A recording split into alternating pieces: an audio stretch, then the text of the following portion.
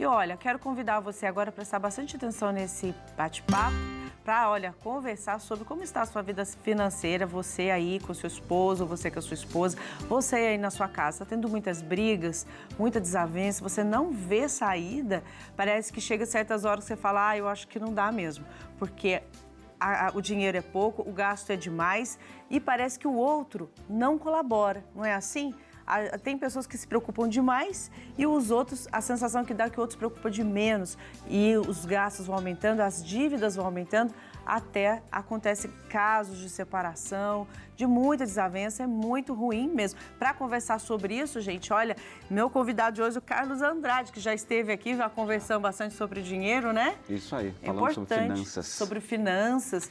E o Carlos vai nos ajudar com dicas, gente, preciosas para os casais se equilibrarem bem aí na vida e especialmente na família. Vamos por partes. A pessoa vai se casar, né? Qual o primeiro passo em relação às contas desse novo lar? Legal, perfeito. Bom, é um prazer estar aqui de novo, agradeço a oportunidade de poder ajudar. Bom, quando a gente vai casar, eu já estou casado há 32 anos, né? Quando você vai casar é um projeto novo, é uma coisa que vocês vão fazer, o casal vai fazer em conjunto. É como, fazendo um correlato, é como abrir uma empresa. Então você precisa entender o que cada um quer. O que eles querem fazer em conjunto, para onde eles querem ir, o que eles querem construir. Geralmente a gente está focado no que a gente vai ser, no que a gente vai ter, no que a gente vai fazer. Então a primeira parte é entender isso, essas metas, né, vamos dizer assim, em conjunto. E depois fazer um planejamento disso, como isso vai acontecer. Então a primeira coisa é isso. Eles entenderem para onde eles estão indo, o que eles querem construir juntos, para ficar bem claro, porque às vezes um quer uma coisa, o outro quer outra completamente diferente. E aí tem essa diferença de onde se vai colocar tempo, dinheiro, economias, esforços. É exatamente isso, né? Porque cada um idealiza de um jeito, né? E aquela ideia antiga, que não acontece mais hoje, muita atenção, muito equilíbrio no que eu vou falar agora, viu, gente? A idealização de que o homem vai pagar tudo, o homem vai custear todo o gasto da casa, né? E a mulher entra com uma ajuda. Hoje mudou? Com certeza. Todos os dois fazem juntos? Com certeza. Não existe uma regra. Se você vai casar e você está trabalhando e sua esposa não, ou sua esposa está trabalhando e você não, é uma coisa que eles sabem em comum acordo e vão começar assim. É claro, é. Como às vezes eu ganho mais, eu ganho menos, eu estou trabalhando, eu não estou, tudo isso muda. O casamento é um processo de décadas. Sim. Então se hoje eu estou numa condição, amanhã eu posso não estar. E essa parceria para vencer essas coisas juntos, que é importante. Você está abrindo um negócio, né? Falando de uma forma bem fria. Mas não é. Tem amor envolvido, tem confiança envolvida, então precisa que os dois entendam isso. Então não tem uma regra, você vai me sustentar ou não. Pode haver fases da vida que isso vai acontecer. Sim. Mas o outro pode ajudar de outra forma, né? Com certeza. Por exemplo? Dando suporte, trabalhando para o outro, ajudando o outro a descansar, a ter a cabeça mais fresca quando está sobrecarregado, a aliviar a pressão, a se desenvolver, a estudar, a fazer os bastidores enquanto o outro está naquele momento mais difícil. E isso se inverte no futuro, não pode ser para sempre, né? Eu vivo em função de você. Até participei muito de encontros de casais, eu e minha esposa, na paróquia que a gente faz parte lá em São José. E se comentava isso, você casa para fazer o outro feliz. Então, se você tem isso em mente, você vai estar sempre dando suporte, você vai estar sempre suportando a outra pessoa. Exatamente. Não é de aguentar, é de dar suporte. E não se colocar numa situação, numa posição de vítima, né? Eu não estou trabalhando, estou sendo sustentado pela minha esposa ou pelo meu esposo. E aí eu estou sendo, então, uma cruz, eu colocar aquilo como um grande peso. Não, mas exatamente, cuidar desses bastidores, cuidar das coisas da casa, né? Saber receber, tem detalhes que fazem a diferença, né, Com certeza. E também pensar em si. Isso é uma condição temporária. Até quando? Perfeito. Então eu vou buscar também a minha autonomia, o meu rendimento, ajudar de outras formas. Não se acomodar nessa posição, nenhum dos dois. É sempre buscar crescer junto. Então esse é o primeiro passo para um casamento, é ter essa mentalidade de um ajudar o outro e de entender o que eles estão fazendo, né? Para onde eles estão indo, para que os sonhos tenham coerência. O senhor não já começa com desavenças, né? Eu quero isso e você quer aquilo. Exatamente. Então isso é como qualquer projeto. É horrível, né? Ô Carlos, e numa situação de um casal em que um dos dois apresenta uma condição mental, emocional mais equilibrada, mais ajuizada, vamos dizer que o casal tem mais juízo que o outro do que com relação ao dinheiro. e a situação já está crítica. Os dois já vivem numa situação muito crítica de grandes dívidas. O que deve fazer?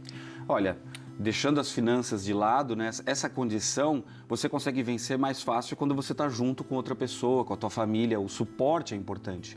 Se você se separa, se você cada um por si num momento de crise, é o dobro do esforço. Então, quando você está junto, é muito mais fácil. Então, se os dois têm a mentalidade, como você falou, tá difícil, a gente precisa entender o que está acontecendo, precisa entender o que a gente ganha, como a gente gasta, estruturar isso. Mas isso junto é muito melhor. A separação em si é mais custosa. Porque cada um vai gerar uma vida diferente, num local diferente, ou seja, vai piorar essa condição financeira, que muitas vezes essa desavença que você comentou, né, as brigas que acontecem, e são muito comuns, a questão financeira impacta muito essas questões de brigas dentro do casamento, é mais fácil vencê-las juntos. Então, quando um tem mais maturidade, um tem um pouco mais de equilíbrio, é a responsabilidade dele dar esse tom e apaziguar a situação. Isso sem falar em finanças, falando só de relacionamentos em si. Mas e se o outro não entende? Como que pode fazer ele entender? Planejamento é um fator, colocar as coisas na mesa. Os conflitos geralmente eles são montados porque uma posição que ninguém cede, então isso é um conflito, ou as suposições de que as coisas são assim ou assado. Isso é o foco dos conflitos. Eles são resolvidos quando a gente fala das nossas aspirações. Então, onde eu quero ir, o que eu quero construir com você, onde nós vamos, isso aqui é momentâneo. Então, se você consegue levar o seu diálogo para as aspirações, desculpa, você vai conseguir um equilíbrio maior.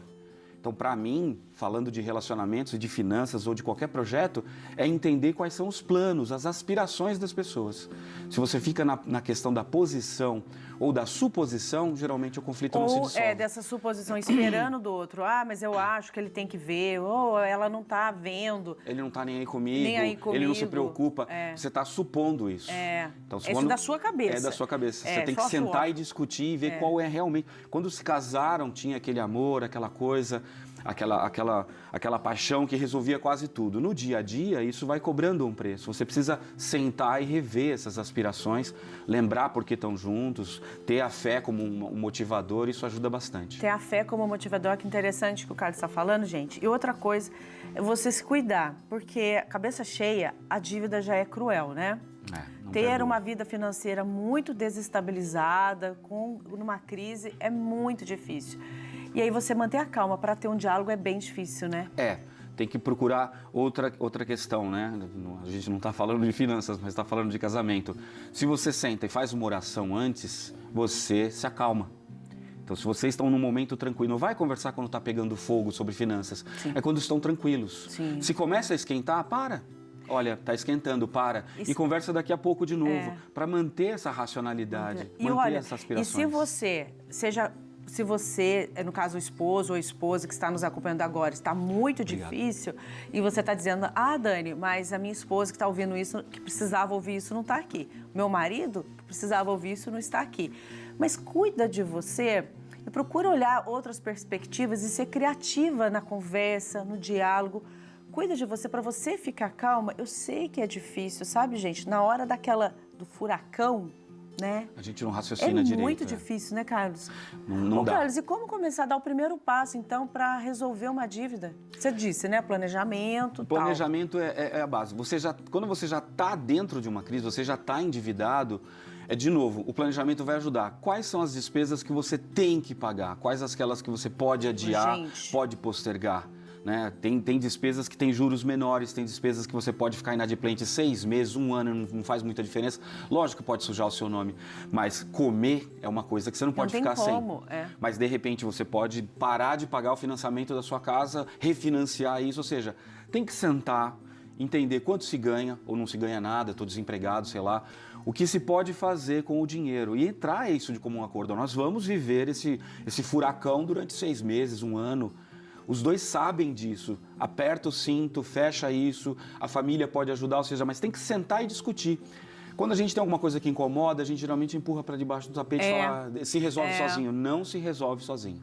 Só piora sozinho. As finanças precisam ser colocadas todas na mesa, listar todas as despesas, separar as que são essenciais e separar as que não são. E aí você começa a priorizar os pagamentos. Isso tem que ser feito, é uma empresa, é o casal. Ele tem que ser feito junto.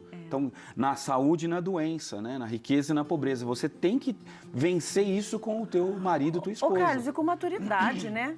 Sem infantilidade. Ai, mas eu não vivo sem isso. Ai, mas eu queria tanto ir fazer tal coisa. Gente, coloca primeiro o pé no chão, sabe? Na vida tudo passa. São fases. Se essa fase financeira, essa fase difícil financeira, dessa crise financeira que você está vivendo, ainda está difícil, continua nela, o que é que você está fazendo ou não está fazendo para sair dela? Porque não adianta só rezar, né? Rezar é bom para você se acalmar, você ter as suas ideias tranquilas e depois entrar em ação, né? Em nenhum momento foi colocado pela igreja ou por Jesus que as coisas iam acontecer. Você tem sempre que fazer, você tem sempre que buscar. Não tem milagre onde você não tem ação. Não. Você precisa colocar ação nisso. Então é necessário que as partes comecem a entrar em ação. Vamos lá. Como calcular a divisão das contas da casa quando os dois possuem receita? Ótimo. Eu sugiro que seja proporcional à receita. Se eu ganho 2.000 e meu marido ganha 2.000 ou minha esposa ganha 2.000, você tem 50-50, 50%, 50%. Então vocês podem dividir proporcional. Mas se um ganha 5 e outro ganha 2, é justo que isso seja proporcional também. Que quem ganha mais arque com mais coisas, porque senão você vai tornar o outro dependente totalmente de você. Ele gasta tudo que ele ganha com as despesas e o outro tem sobra, porque você separa. A partir do momento que você coloca tudo isso junto e proporciona e faz isso proporcional às despesas, isso é melhor. E lembrando que hoje está assim, amanhã está assado, né? Ninguém sabe, ou amanhã está zero, ele está ganhando. Então, se o casal tem essa proporcionalidade, ele vai ter mais facilidade, mais equilíbrio de projetar o que vai fazer com o dinheiro. E agora aquela reservinha de segurança, né? Tão sonhada. Tão sonhada. Quando que eu devo usar minha reserva de segurança? Porque é sempre assim, né? Eu vou fazer uma reserva pra gente viajar, tá bom, marido? Ok. Não, agora vamos viajar. Não, guarda esse dinheiro, porque vai que acontece alguma coisa. Existe uma técnica muito conhecida que chama de potes, 6 potes para você guardar o seu dinheiro, como se você tivesse 6 vidrinhos na casa e colocasse o dinheiro dentro. Se pensar de uma maneira bem simples, metade do que se ganha é para se pagar as despesas fixas e essenciais, é o pote maior. Então, 50%, 60% se gasta com isso. E numa família equilibrada, numa receita equilibrada. Os outros 50% é o que a gente chama de um leque, né? Você vai dividir como? Em outras 5 partes. A primeira parte você pode colocar como lazer. Mas eu ganho pouco, eu quero guardar, eu não vou fazer lazer nenhum para guardar dinheiro. É perigoso. Porque o casamento da gente, quando a gente casa, a conta no banco tá cheia de emoção, né? O banco das emoções, do amor, tá lotado de dinheiro, vamos dizer assim, fazendo essa metáfora. Mas depois do dia a dia vai fazendo saque. É trânsito, é problema, é empresa, isso vai fazendo saque, saque, saque. Se você não deposita, uma hora a conta fica vermelha. E o depositar é o passeio, é o lazer, é a atenção. E não precisa gastar muito dinheiro nisso, ou às vezes não precisa gastar dinheiro nenhum. Ter uma reserva, uma parte para essa parte de lazer, principalmente entre casal, é fundamental para que ele se mantenha forte. Você não pode achar que lazer é supérfluo, algo que não faz parte, às vezes você sentar ali, ter um jantarzinho, uma coisa, aí vai dentro do teu bolso, do teu projeto para aquilo, mas uma porção é lazer. Teoricamente, se coloca 5 ou 10% em cada 5 dessas partes que eu vou dizer para fechar o 100. Depois, você tem a parte da economia. Então, você separa uns 10% para economizar, para guardar. Legal. Esse dinheiro é para não mexer. Então, não é para, um sapato novo, trocar o carro, não. Esse é a reserva de segurança. Depois você tem mais outros 10% que é para educação, desenvolvimento do casal, às vezes dos filhos, ou seja, você gasta com o desenvolvimento pessoal deles. Depois você tem a parte de compras pessoais, que é o que eu chamo de mesada. Às vezes a pessoa não quer, vou comprar um sapato, tenho que pedir para o meu marido, ou vou, sei lá, comprar um tênis novo para correr, tenho que falar para minha esposa. Eu quero ter uma parte do dinheiro que eu gasto como eu quero. Casais podem decidir isso. Então é esse pedacinho, que é a mesada. Né? Então você coloca aí as compras que você faz. E o último desses 5 aí, você vai ter a parte de caridade presente para os outros. Então você divide 50% e outras 5 porções. Aí você não confunde, tem a parte de... Você fala, tem mais uma parte que é presentes, né, para fechar 5 coisas, que eu faço para mim, que eu gasto comigo. Então, se eu tenho essa parte separada da parte da economia, eu não confundo. Eu tenho uma parte que é economia, eu não mexo nisso, eu faço uma reserva. Esse 50% que eu tenho, que é essa metade, eu preciso ter ele guardado pelo menos 6 vezes. Que são 6 meses sem renda nenhuma na casa, eu vivo. Eu posso viver sem educação, sem lazer, né? Investimento de educação, sem lazer, sem todas as outra Sim. parte. Então, se eu tenho 5 ou 6 porções daquela, eu consigo sobreviver uma crise pelo menos por meio ano ou mais. E se você for pensar dentro dos números que eu falei, você vai demorar uns 2 anos e meio a 3 para juntar isso. Então, essa poupança da emergência, ela é mais de 2 anos para juntar se você reserva 10%.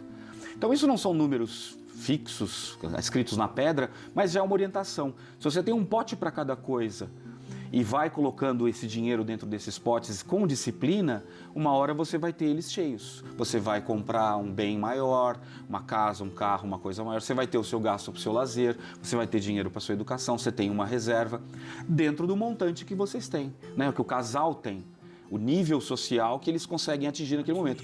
Gastar mais do que ganha é a receita para quebrar. É a receita para quebrar, né? E aí quebrou, começam as brigas, você gastou demais, você fez aquilo. Então é necessário que eles gastem, economizem, façam tudo com transparência, os dois sabendo. Ah, ele que paga, eu não sei o que está acontecendo, é ele que saca, eu pego o dinheiro e dou todo na mão dele ou dela. Então isso é complicado. Até fazendo dele ou dela, na minha casa quem cuida das finanças é a minha esposa, não sou eu. Ah, não é você? Não, toda a parte Senhora. de pagamentos, bancos, eu que falo para ela. Como Você é que tá, aprendeu como é com que não tá? ela? Olha, a gente trabalhou muito junto, a gente casou muito novo, e a gente trabalhou muito junto e começou a trabalhar assim, ela é muito mais detalhista do que eu. Legal. E ela faz toda essa parte, né? Ela é muito mais econômica do que eu, fico Olha mais seguro só. lá. Então, porque a ideia de ser economicamente financeiro, ter equilíbrio financeiro, não quer dizer que a gente gosta de gastar, né? Não. A gente não, gosta, verdade. mas tem que ter, né, o equilíbrio, Mas né, isso é Carlos? legal, a gente tem os rendimentos, a gente sempre teve conta conjunta e tudo mais, mas isso também não é uma regra. Eu acho que o principal é você ter transparência e fazer os planos juntos e seguir aquele plano. Isso resolve tudo. Dá, não dá, faz, não faz, tem ou não tem, é simples. Vai é tranquilo, agindo, né? É tranquilo. Tem solução. É. Tem solução. Qual que é o nome da esposa? Roberta. Roberta, tá de parabéns, tá bom? Sendo exemplo aí. Joia. Carlos, muito obrigada. É isso, prazer foi meu. Muito bom, prazer. Chegou bem na nossa casa nova, né, Carlos? E ficou muito bonito aqui, parabéns. Ah, muito obrigada. Carlos, volta mais.